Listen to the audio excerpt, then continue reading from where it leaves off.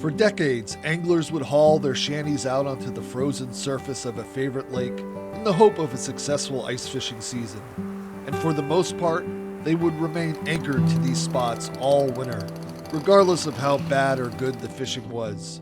Today, however, there is a growing group of hardwater fishermen that are always on the prowl. When the fishing slows, these hole-drilling gypsies move on in search of faster action. Aided by portable shanties, fish-finding electronics, power augers, and ultralight jig rods, these innovative diehards are revolutionizing the world of ice fishing. You know, many of us began ice fishing by going out, drilling a few holes in the ice and setting up a tip-up and watching it all day. And we've seen over the last 10, maybe even 15 years that it's become much more mobile than it was back in those days when we would sit, 10 or 12 hours and watch the same tip-up. New electronics have evolved that allow you to search for fish on the ice. You've got power augers that are a lot lighter, a lot faster, so you can drill holes fast. You can move around, use that electronics to see if fish were present. A lot more people jig now than just using bait below a tip-up. It allows you to see if the fish are active there. So the big evolution that I see is the mobility.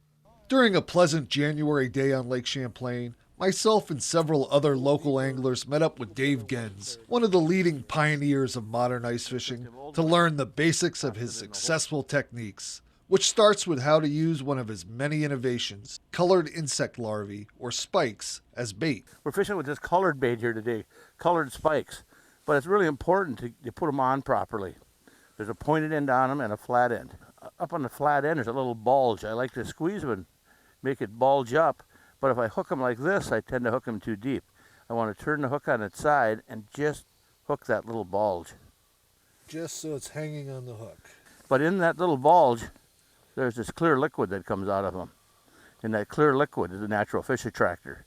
It's not the red juice or the white juice, it's that clear liquid. So they're alive and we're letting that fresh scent out of them. So you have visual appeal, you have scent appeal. So you need to fish them more like our minnows. You catch a fish on a minnow and you don't hesitate. You go in the bucket and put a new minnow on. But when we fish to the worm type baits, we tend to reposition them and throw them back down there and say that's okay. So sometimes during the daytime hours, I'll change after every fish just to make sure I have good fresh bait down there with fresh scent on it. Here comes one up out of there. Well, they just want to come up out of it. You can see him down by the bottom there flashing around. No, there one come up. He kind of come rushing in and hit it.